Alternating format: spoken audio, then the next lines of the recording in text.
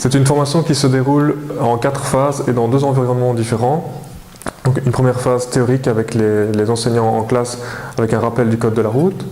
Une phase en milieu fermé, en général la cour de récré de l'école. Une phase in situ, donc sur route. Et une dernière phase qui est l'épreuve pour vérifier les acquis et les compétences des élèves. L'objectif de la formation, c'est le déplacement des élèves à vélo du domicile à l'école.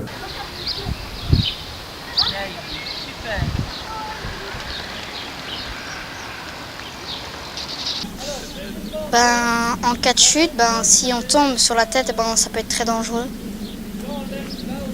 Donc il faut avoir un casque pour se protéger de la tête. Peux-tu me dire quel panneau c'est, celui qui est derrière toi? C'est le panneau de la priorité de droite. Et ça veut dire quoi? Qu'est-ce qu'on doit faire? On doit ralentir et on doit laisser passer les personnes qui arrivent par la droite.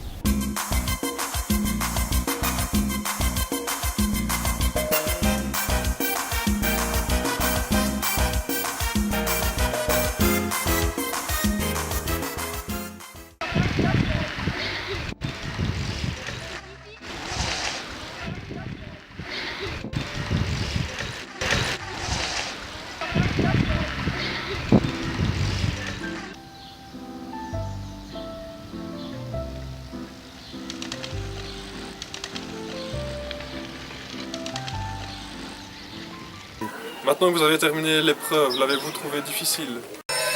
Je trouvais que c'était un peu difficile quand on devait tourner à gauche, mais le reste était facile. C'était pas difficile parce qu'il y avait des personnes à tous les carrefours. Maintenant que tu as fait la formation du cycliste, te sens-tu à l'aise sur la route? Oui, mais faut quand même rester prudent pour ne pas avoir d'accident. En tant qu'observateur, comment avez-vous vécu cette expérience et que pensez-vous de cette épreuve cycliste?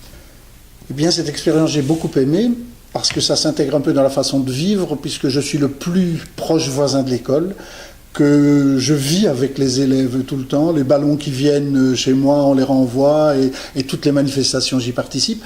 C'en était une de plus, utile, qui plus est. Et je trouvais ça très bien d'avoir pu apporter une petite pierre à l'édifice scolaire.